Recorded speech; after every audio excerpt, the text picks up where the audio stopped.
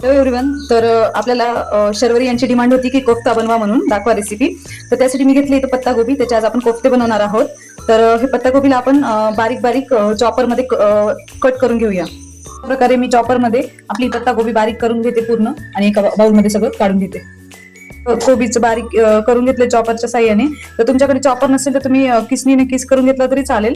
त्यानंतर मी यामध्ये मीठ टाकून ठेवते आणि 10 ते 15 मिनिट त्याला असंच ठेवते, जेणेकरून ह्याचं पाणी पूर्ण निघून जाईल. 15 मिनिट मीठ लावून ठेवल्यानंतर तुम्ही पाहू शकता ह्याच्यातून पाणी येते. तर आपण ह्याचं असं सगळं पाणी काढून घेऊ पूर्ण आणि हे एका वेगळ्या ह्याच्यात काढून घेऊ. तर अशा प्रकारे आपण सगळं त्यातलं पाणी काढून घेतल्यानंतर ही कोबी अशी एका बाउल मध्ये काढून घ्यायची. त्यानंतर त्यामध्ये आपण 1 ते 1.5 चमचा बेसन पीठ टाकून घ्यायचं. त्यानंतर तुमच्याकडे असेल तर तुम्ही रवा टाकू शकता 2 ते 2.5 चमचे. त्यानंतर आलं लसणची पेस्ट, बारीक चिरलेली मिरची,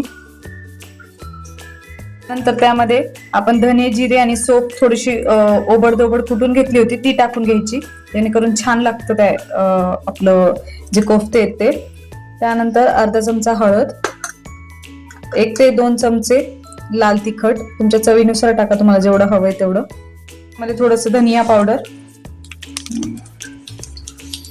त्यामध्ये थोडंसं काळं मीठ, त्यानंतर त्यामध्ये साधं मीठ थोडंसंच टाका. आता हे सगळं मिक्स करून घेऊया. त्यामध्ये 1 ते 2 पळी तेल टाकून घ्या, छान होतात कोफ्ते. आणि हे सगळं मिक्स करून घ्या. तर अशा प्रकारे आपण सगळं एकत्र करून घेतले. त्यानंतर त्यामध्ये थोडीशी कोथिंबीर टाकून घ्या, बारीक चिरलेली, छान लागते. आणि सगळं ह्याला एकत्र करून घ्या. अशा प्रकारे सगळं एकत्र करून घेतल्यानंतर आपण हाताला तेल लावून घ्यायचं असं, जेणेकरून चिकटणार नाही. आणि ह्याचे तुम्ही गोल गोल पण बनवू शकता किंवा थोडेसे लांबट आकाराचे पण बनवू शकता. कोफ्ते तुम्हाला जसे हवे तसे तुम्ही बनवा. तर इथे मी असे थोडेसे लांबट आकाराचे बनवून घेते सगळे. अशा प्रकारे मी सगळे कोफ्ते बनवून घेतलेत गोल गोल आकाराचे. त्यानंतर मी ते एक कढई ठेवली, कढईमध्ये तेल ठेवले आणि तेल छान कडक होऊ द्यायचं. त्यानंतर आपण हे जे बनवलेले कोफ्ते ते एक ह्याच्यामध्ये टाकून छान प्रकारे तळून घ्यायचे. तर अशा प्रकारे तेल छान गरम झाल्यानंतर आपण एक एक कोफ्ते टाकून तळून घेऊया.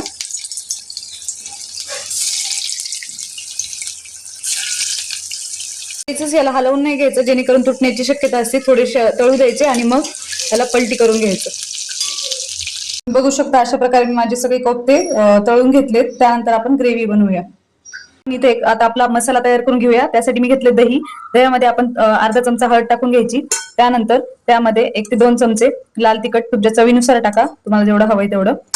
त्यानंतर थोडंसं धने पावडर. त्यानंतर त्यामध्ये तुमच्याकडे कुठला मसाला असेल तो टाका, घरगुती मसाला पण चालेल. सगळं आता आपण छान मिक्स करून घेऊया. नंतर इथे एक कढई ठेवली आहे. कढईमध्ये 2 ते 2.5 पळी तेल टाकू आणि तेल छान गरम होऊ देऊ. तेल छान गरम झालं की त्यामध्ये मोहरी, जिरं, खडा मसाला,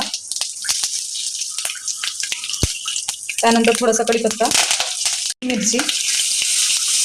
त्यानंतर आपण हे जे टोमॅटो, लसूण आणि मिरचीची पेस्ट केली होती ती टाकून घ्यायची. त्याला सगळं एकत्र करून घ्यायचं.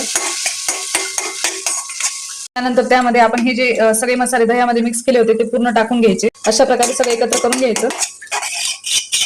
नंतर त्यामध्ये बारीक चिरलेली कोथिंबीर, पाणी टाकून घ्या थोडंसं. नंतर त्यामध्ये चवीनुसार मीठ आणि ह्याला आपण 5 ते 7 मिनिट असं शिजवू देऊया. त्यानंतर अशा प्रकारे छान उकळी आल्यानंतर आपण जे बनवलेले कोफ्ते ते टाकून घेऊया आणि 5 ते 10 मिनिट, जास्त नाही, हार्डली 5 मिनिट त्याच्यामध्ये शिजवू द्यायचं आणि लगेच गरमागरम कोफ्ते जेवायला घ्यायचे. नंतर त्यामध्ये थोडीशी कोथिंबीर, सगळीकडे हलवून त्याला आपण असंच 2 मिनिटं झाकण ठेवूया आणि गॅस बंद करून घेऊया.